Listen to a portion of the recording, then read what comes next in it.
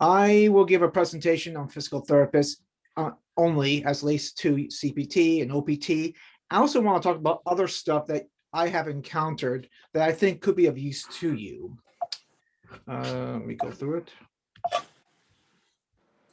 it. Disclaimer. This is only for informational purposes only. You should not use this as legal advice. It doesn't create a legal relationship. And anything I tell you today, I strongly recommend that you talk about with a licensed attorney, and particularly an experienced immigration attorney. This is immigration law. And it's really, you really need to have people, if you're going to go down this course, people who are experienced in this area. So please do that. Okay, I got background. I have 25 years of immigration law experience. I have particular expertise in the U.S. healthcare immigration area, as I assisted hundreds of OTs and PTs in licensing, credentialing, and their overall immigration processing. As far as my legal credentials are concerned, I was a former chapter chair of the Asian Pacific chapter, or the Bangkok district chapter. Basically, it's a immigration law chapter of the American Immigration Lawyers Association. I sat on the American Immigration Lawyers Association Board of Governors, and I have given talks on healthcare immigration topics, particularly with nursing. Okay. Okay, I see how it did. My apologies. All right, let's get into the topic. Today, in the United States, a large portion of the United States population is elderly, and they require care. These are people who are born between 1955 and 1945 and 1965. The PT schools are simply not producing enough PTs to meet this exploding demand. If you look at this table, and this came through the United States Department of Labor, there's expected to be an increase in PTs alone about 18%, or we will be 47,000 PTs short by 2029. Do you know, as far as Indian PTs is concerned, they make up the largest group of skilled immigrants in the USA in the past 20 years. Indeed, in 2018, they made up over 74% of the H1b workers. This is according to United States immigration data. They're primarily in the engineering and IT professionals and medical professionals. U.S. has not really seen a large number of Indians coming as OTs, PTs, or RNs. Again, this source came from the United States immigration. India versus the Philippines. I put the Philippines down because they are the primary source of allied healthcare workers. When I refer to an allied healthcare worker, you PTs are allied healthcare workers. From India, in terms of immigration flows, we see doctors, scientists, IT professionals. From the Philippines, we have seen large number of PTs, nurses, and OTs. Hopefully that will change as we move forward. The reputation of Indian healthcare workers, particularly doctors, are really good. They're excellent. And one thing about this Indian immigration population, which I noticed differ from Filipinos and others, is that they're not here just to get a job. They're here to succeed. They become leaders in the organization. They become the HODs of the medical sections. They become leaders of companies. I have never seen this in the immigration community. When it comes to the contribution to the United States of the Indian community, is fantastic, and I see it every day in the healthcare area. Every day. A lot of the OTs who I bring in, they want to go for master's degree. They want to be the leaders. So it's something for you to be very, very proud of, at least for the Indians and Indian citizens or audience. Okay, let's get into the immigration stuff, things that you need to know. By way of background, for the past 15 years, I have been traveling to India and the Philippines and helping staffing companies recruit PTs and OTs. So I'm going to show you some of the experiences, some of the things that I've seen out there that you have to be aware of. And one thing is that many of you who are students in the United States or abroad need the visa screen certificate, because that will make a huge impact on your licensing and your ultimate H1B issuance. Under United States immigration law, if you touch a patient, if you do physical therapy on the patient, like for example, someone has a collapsed vertebrae, you have to pull up like that. You need to have minimum levels of English speaking capabilities. and you need to pass an English speaking exam known as the TOEFL IBT. You need this visa screen certificate in order to get a visa at the U.S. Embassy or for U.S. immigration to approve your H-1B petition. This is an example of a visa screen certificate. This is an OT visa screen certificate. I stress this because a lot of Indians and Filipinos tend to take this exam lightly.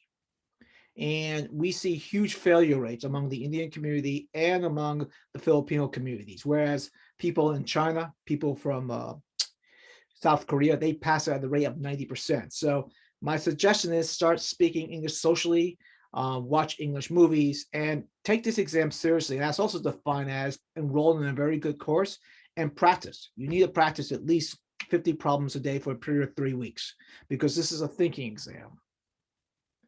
I'll give you an example. I was in India and someone got a 29 on the exam, but he spoke American English in a very thick Indian accent. And basically he told me, you have to study, you have to practice for this. So that's what I can say. We can go into some of the details later on, but if you don't pass the English part of the exam, you will not be issued the visa screen certificate, and that will be a holdup for your H-1B issuance.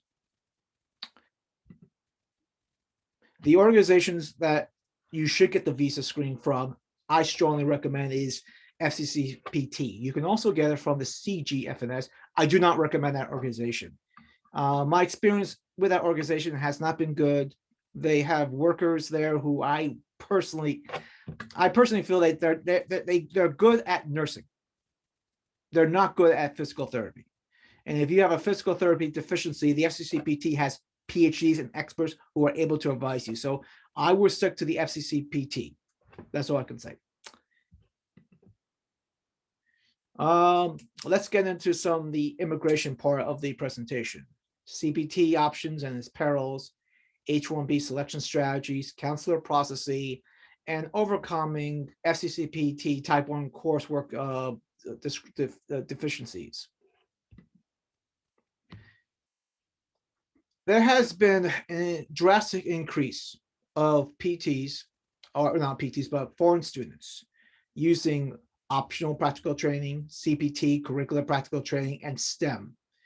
If you can see from the graphics, it went up from 2016 from 40,000, I'm sorry, from 2016 from CPT from 120,000 to 132,000. This, whether fair or unfair, has caught the eye of U.S. immigration, because they feel that many foreign students are using this as a way to get around the U.S. immigration laws and get around the H-1B laws. For me, this is a reflection of many foreign students unable to make the H-1B Cap, and they needed a way to stay in the United States, a legitimate, fair way, so they make legitimate use of it. But you have to be careful, and for the reasons as I will state in the following. First, what is curricular practical training? This comes from the United States immigration website. The citations are there, but it's part of your school program where you do an internship type of experience. You need permission from your CPT, from your academic advisor to do this. Most of you know about this. It has to be an integral part of your academic program. So for example, if you take a course, you're a PT, you did your DPT. Hello? And you did a course in acupuncture, for example, you need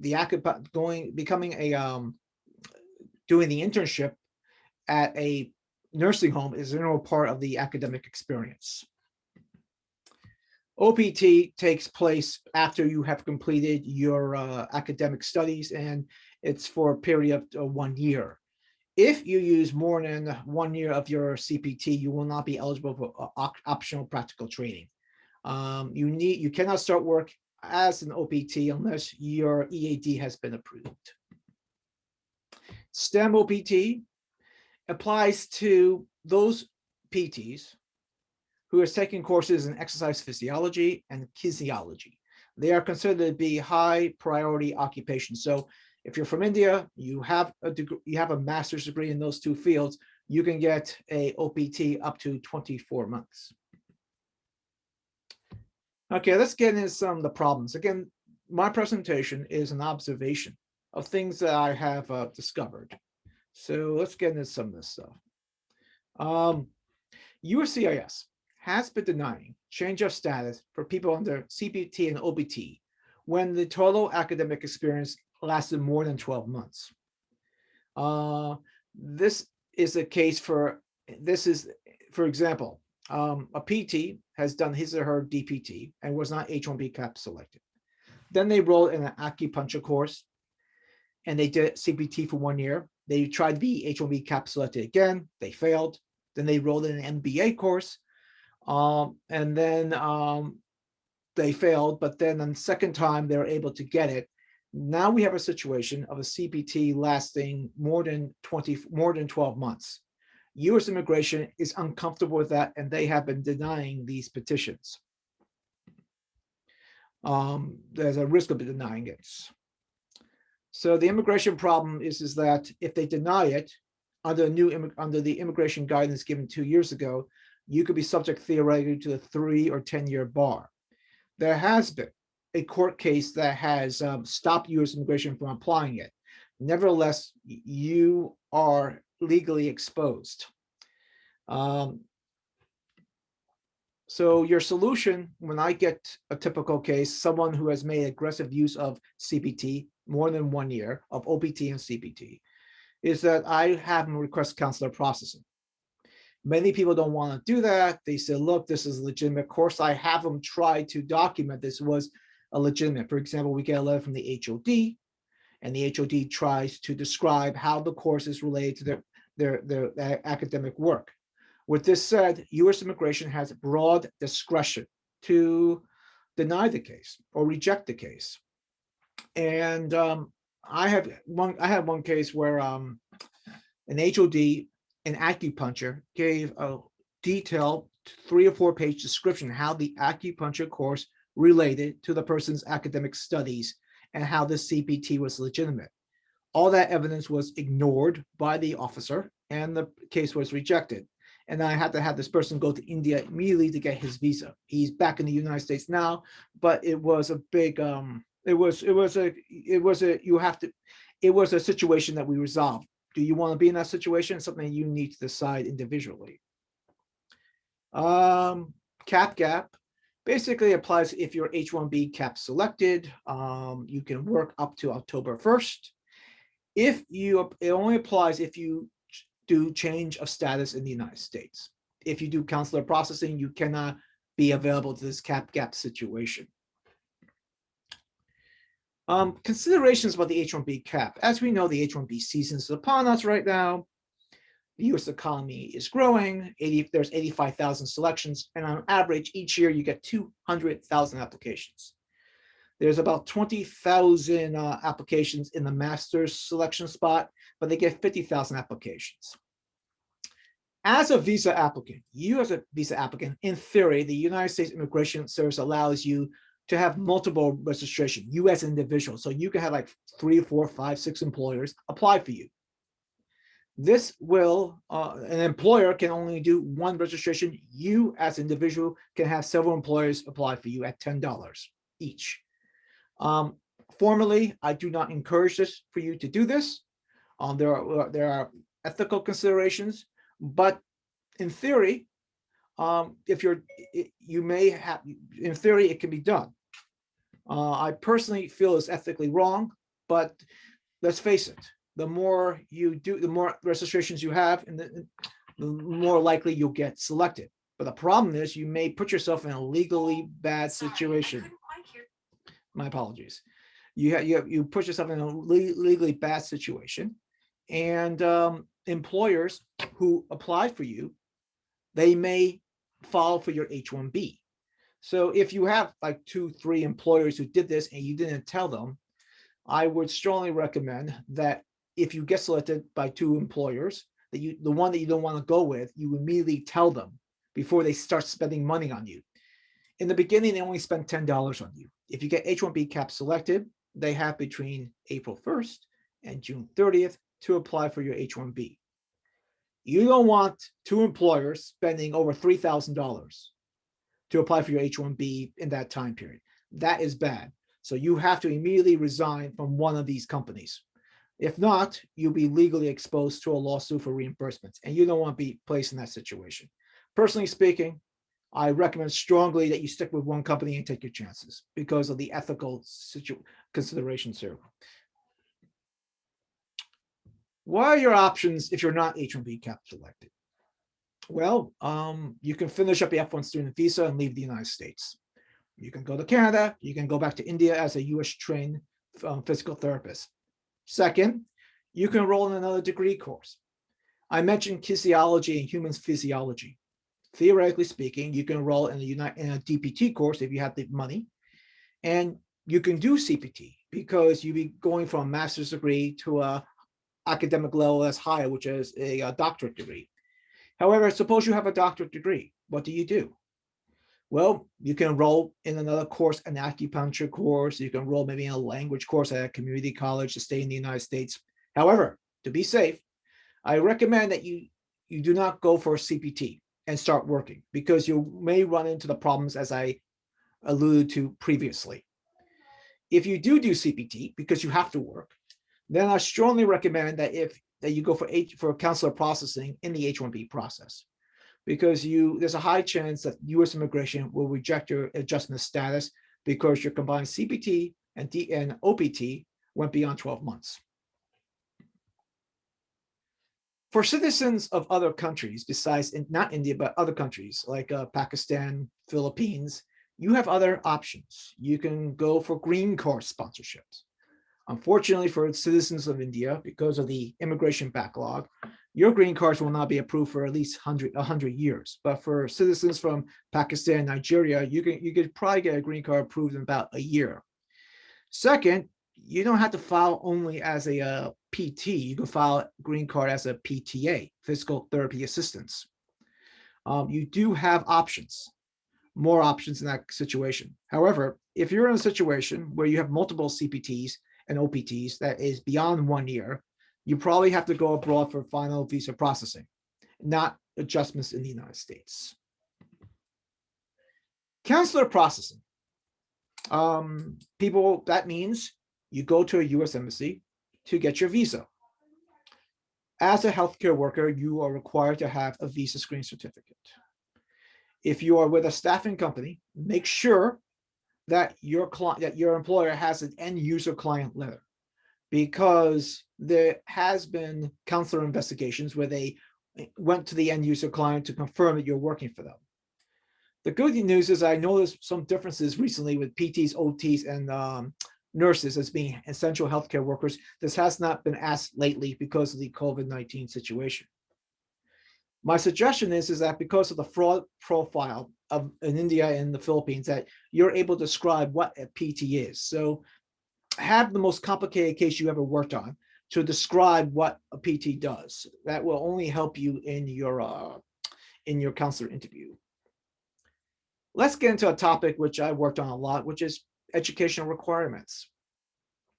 As you know, the US requires 60 credit hours for general education, 90, right now this nowadays, I think it's 150 right now for professional education. They want these various subject matters. You need to get your SSC type 1, whatever you do. That is critical part as a foreign healthcare worker. You must get that. If you don't get that, it will prevent you from getting licensing status in the United States and various US states. You won't be able to take the exam in many states except for New York. And it will interfere in your ability to get a visa long term. Problems with credential evaluation. This is the reason why I have gone into this topic in this talk. I can only relate to you my experiences in India and to a certain extent in the Philippines. Many cases, your SCP type 1 evaluation, the SCCP or the MBCOT for OTs come back and says, you haven't taken this basic topic. And many times it has to do with a course syllabus that has been ambiguously worded. The HOD says, look, we covered the topic. We tested on it, but it doesn't say exactly. The wording in our syllabus is different from the wording in the SCCPT documents. You hopefully you'll have cooperative academic deans where they will draft a supplemental document stating how the standards were met, how was the PT knowledge acquired, and how were you assessed. Many times this solves the problem. When I was in India, we had cooperative HODs from Manipal University, from KMCH Coimbatore, from Jaipur College of Occupational Therapy in Rajasthan, and their students were able to get the credentialing approved. However, unfortunately, there are other colleges where the HOD was not cooperative. They just didn't want to do it. So thus the students were forced to get the standards by other means, if they could. Some could not. Type of employers, the staffing companies, their healthcare hospital, their various healthcare clients.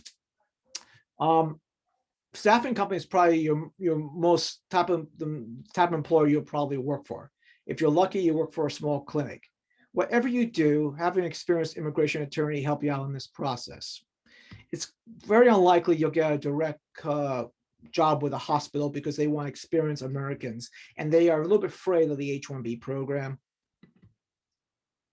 Tips for being successful in the United States as immigrants. You have to do what it takes to win. You must be flexible in your assignments. Don't let your pride hurt you. Accept any assignment. If they ask you to work as a physical therapist assistant, do it. You have to start from a lower level and then you rise up to the top.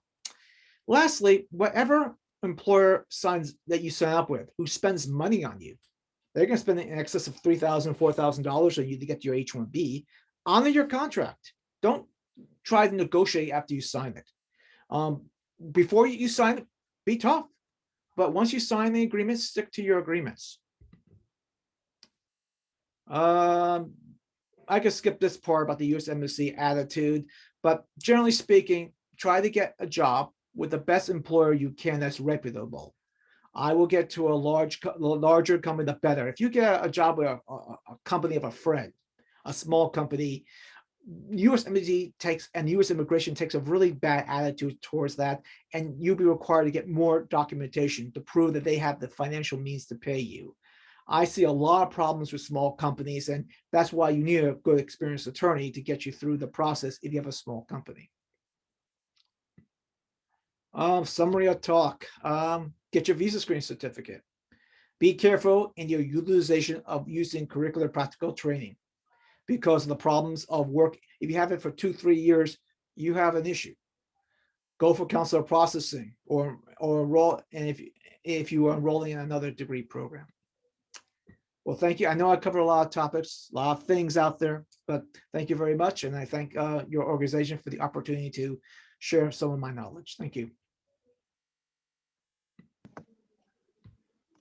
Ron, that was wonderful. Thank you so much. I was listening to it patiently and paying attention because I think you covered a lot of points, a lot of topics that most of us were not aware of. So thank you for sharing your insights with us.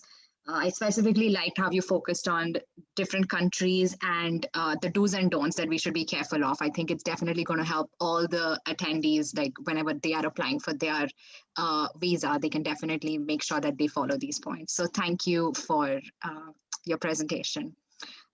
Like everyone knows, we had requested the participants to send us a few questions in advance, and we had an amazing response. We have selected a few questions that were repeatedly asked, and if that's okay, I'd like to ask those questions to you, depending on the time constraints. Okay, so the first question was, can I work full-time on CPT and get an OPT period? If it's authorized, yes. If your CPT does not exceed 1 year, the answer is yes. If it does exceed 1 year, the answer is no. Okay. I have a question in chat. Someone's asking which visa is recommended. I'm sorry, hold on. Which visa is recommended to give NPTE and get a job quickly? B1 or B2 or student visa? And what is the purpose of E1 and E2 visa? Well, all right. To take the MPT examination, when I was in India, you have two options. One, you try to get a visitor's visa that's a B1, B2 that'll last for 6 months, and that will you come to the United States and you take the exam. That is the most common way that people take the examination if you're, say, from the Philippines, because they're able to get the visas quickly. However, in places like India, where they have if you're a young kid from India, and you have you're a flight risk, and they have huge rejection rates for B1, B2s in India for this. So the only other way for an Indian to come to the United States is take the MPT, and you have to take it in the United States. You must take it in the United States, is for you to be a student. And that means you got to get a student visa. You get a student visa, either enroll in a DPT course, or you get a student visa enrolling in a community college course, a 2-year course to take Spanish language, for example, somewhere to get you to the United States so you can take the examination. Unfortunately, when it comes to the profession of physical therapy, they have been very restricted to let foreigners come in and take the exam. If you look at the occupational therapy profession, if you look at the nursing profession, they have been very open. What do I mean by that? You can take the occupational therapy examination in Hyderabad. You can take it in Chennai, no problem. You can take the nursing examinations in these cities, but you can't take the physical therapy exam. They have been very restricted on that, unfortunately. So in terms of the e-visas, these are investor visas. This is another way for you to get to the United States. Maybe an E2 or dependent. That's the way for you to get to the United States on a temporary visa, whether you're an investor or an E3 if you're from Australia. So, but for the Indian students, the most common way for them to get to the United States is under the F1 student visa program. If they could come under B1, B2, please do. That's a good visa to come under if you can get the visa. Okay, that was really helpful. Thank you. I have a few more questions. Priya is asking if it is compulsory to complete 36 hours per week on an H1b visa. It depends on how the H1b is drafted. If it is drafted in such a way that is full-time. Full-time for an H1b visa is defined as 35 hours or more. You don't have to, if your employer does not pay you a minimum of 35 or 36 hours per week, that employer has a Department of Labor violation. If the employer has no work for you, you'll be theoretically out of status. Now, when it comes to H1b visas, you can do two types of H1b classifications, one full-time and one part-time. Part-time is anything from 5 to 34 hours a week. And with that, if your primary first job is, let's say, 20 hours a week, you theoretically can take a second job that puts you over 35 hours a week. Most of my H1s in the healthcare area are part-time because they have not only one job, but multiple jobs. But if you're stuck in a situation that your employer says, I'm going to pay you 36 hours a week, and your employer is not doing that, your employer has a wage violation and you have a potential status violation. And if you're not working, the only solution is terminating you in order to avoid, or for the employer to avoid a wage assessment by the Department of Labor. Okay. Lastly, if you are unemployed for a long period of time, so you don't have a pay stubs for 2-3 months, you will not be able to get an H1B transfer in the United States. You'll most likely have to go back to India to get your visa. So you got to be careful in this situation. One other thing, since you're on this topic, your OPT, you're allowed 90 days to be unemployed. That's it. Afterwards, you're out of status. For example, when I was doing a student visas application for an H1 to students, I was required to show their pay stubs because U.S. Immigration wants to make sure that students are working and not doing anything. So collect your pay stubs. That's what I should tell you. That's good to know. And I'm going to take one last question over here. Astha's question is, if my employer doesn't sponsor me for H1B, can I sponsor myself? No, you cannot. You cannot work for yourself. You have to work for an entity. That's the only way done. It's in the context of India.